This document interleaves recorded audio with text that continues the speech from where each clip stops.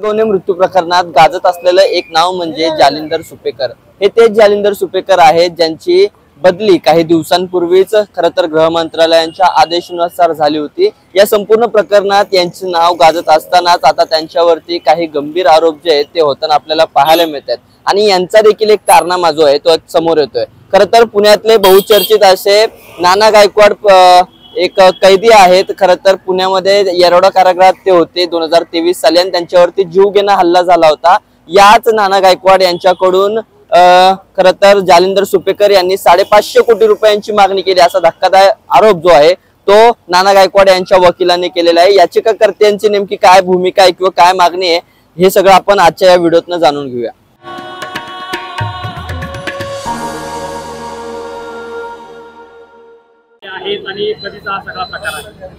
साधारणतः 2023 चा प्रकार आहे। हा गायकवाड कुटुंबावरती 2021 मध्ये गुन्हे दाखल झालेले आहेत। त्यावेळेला सुपेकर साहेब इथं जेल ऑथॉरिटीला होते आणि त्याच्यानंतर त्यांच्यावरती इथे एक जेलमध्ये एक हमला झालेला होता। त्याच्यानंतर त्यांच्या सुरक्षेच्या कारणास्तव किंवा त्यांच्या सोयीसाठी त्यांना अमरावती जेलमध्ये वर्ग करण्यात आलं आणि वर्ग केल्यानंतर तिथे जी काही SP आहेत डॉक्टर ॲडव्होकेट चिंतामणी ते हे सुपेकर साहेबांच्या नातलग आहेत असं आम्हाला समजण्यात आलं अमरावती कारागृहाच्या SP।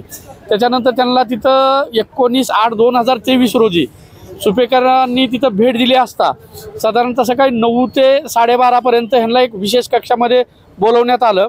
विशेष कक्षामध्ये बोलवण्यात आल्यानंतर ह्यांना धमकवण्यात आलं की तुझी 1,500 कोटीची प्रॉपर्टी आहे हे तू 550 कोटी रुपये मला दे, मी तुला ह्या सर्वांना सर्व फिर्यादीला हे करून ते सर्व माझं ऐकतील आणि ते माझ्या संबंधित आहेत आणि तू 550 कोटी रुपये दिलास तर मी तुला ह्याच्यातनं निर्दोष बाहेर काढतो अशा प्रकारे त्यांनी 2023 मध्ये सांगितलेलं आहे।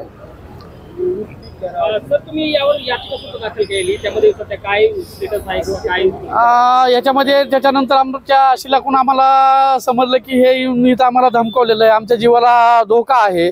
त्या कारणास्तव आम्ही ते त्यांच्या माहितीच्या आधारे ते नागपूर खंडपीठामध्ये आम्ही याचिका दाखल केलेली आहे। या गायकवाड कुटुंबावर अतिशय गंभीर आरोप केलेले आहेत आणि तुमचा एकंदरीत बोलण्यातून असं दिसतंय की हे राष्ट्रवादीचे जे तत्कालीन आमदार होते त्यांची मुलगी आहे त्यांच्या सांगण्यावरूनच हे सगळं झालं। आता त्याच्यामध्ये जी गायकवाड कुटुंबीय आतमध्ये असताना त्यांची काय प्रॉपर्टी होती त्या प्रॉपर्टीमध्ये SBI असेल, क्रोमा असेल, या लोकांना त्या लोकांचे पण आमच्याकडे पत्र आलेले। गायकवाडांना त्यांनी पत्र पाठवलं की संबंधित जी व्यक्ती आहे दीपक साळुंके हे आम्हाला धमकावतोय त्यांच्या किरायेदारांना। तसं त्यांनी पत्र जेलमध्ये गायकवाडांना दिलेलं आहे। सुपेकरांनी थेट पैशाची मागणी केली का चिंतामणी? नाही, सुपेकरांनी भेटून स्वतः जेलमध्ये जाऊन भेटून 19/8/2023 प्रकरण आहे तिथं जाऊन भेटून। गायकवाड यांचं जर बॅकग्राऊंड पाहिलं तर ते अत्यंत क्रूर आहेत, त्यांच्यावर अनेक गुन्हे दाखल आहेत, मगरी पळून लोकांना धमकवतात। अशा एखाद्या व्यक्तीनं अशा आरोप केले तर ते कितपत सत्य मानेल? हा, आता याच्यामध्ये गायकवाडांवरती गुन्हे दाखल आहे, ते बऱ्याच गुन्ह्यामध्ये त्यांना जामीन माननीय न्यायालयाने दिलेला आहे त्याच्यामध्ये आणि 377 जसं सर्टिफिकेट यांनी इश्यू केलेलं आहे। त्या हॉस्पिटलमध्ये त्या कधी गेलेल्या नाहीत किंवा तिथं उपचार कधी घेतलेले नाहीत किंवा तिथल्या लोकांचं असं म्हणणं आहे माहितीच्या अधिकारामध्ये काढला असता की आमच्याकडून हे कुठलंही सर्टिफिकेट इथून इश्यू झालेलं नाही, कारण की यांनी गायकवाड यांना तिथं जाऊन धमकावलं, मारहाण केली असं सुद्धा आम्ही त्यावेळेला माहितीच्या अधिकारामध्ये मागितलेलं हे 2023 मधले। आता काय तुम्ही त्याचा आम्ही पिटिशन फाईल केलेलं आहे ना त्यावेळेला। त्यावेळेस म्हणजे कधी केला तर 2025 ला तुम्ही माध्यमासमोर आलात, सुपेकरावर आरोप होता मग तुम्ही आरोप करताय का त्यात तथ्य म्हणून? नाही, त्यामध्ये आम्ही ऍक्च्युली त्यावेळेलाच आम्ही 812/24 मध्ये पिटिशन फाईल त्यावेळेला केलेलं आहे। आम्ही आज बोलत नाहीत, 2024 ला खंडपीठ नागपूर खंडपीठामध्ये ज्यावेळेला आमच्यावर अन्याय झाला लगेच आम्ही त्याच्यावरती नाही आणि ह्यांचं बाहेर कोणीही नव्हतं त्यावेळेला यांच्या विरोधात फिर्याद देण्यासाठी। मग आम्ही म्हटलं की माननीय न्यायालयाला आपण न्याय मागू आणि खंडपीठामध्ये ते दाखल। आणि त्याच्यामध्ये काय झालेलं आहे साहेब, ज्या वेळेला सुपेकरांनी जेलमधले ऑथॉरिटी ते तुम्ही गायकवाडांना त्रास द्या असं म्हणून जे लोक ऐकत नाहीत 7 लोक निलंबित केलेले आहेत संबंधित अमरावतीच्या जेलमधले।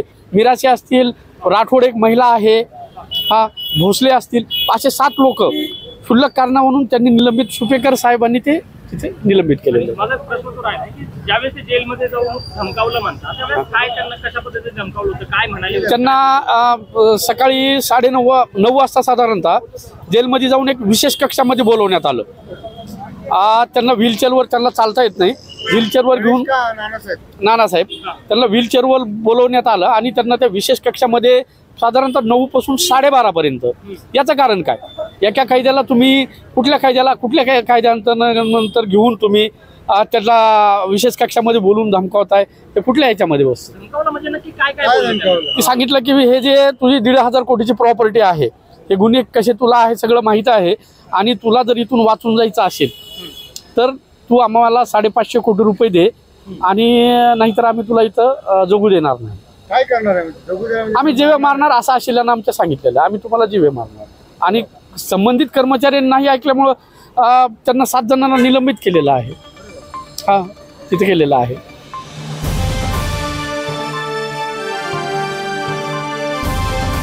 समाजकारण, प्रशासन आणि राजकारणातल्या अचूक विश्लेषणासाठी बखर लाईव्हच्या सोशल मीडिया प्लॅटफॉर्म्सना लाईक, फॉलो आणि सबस्क्राईब करा.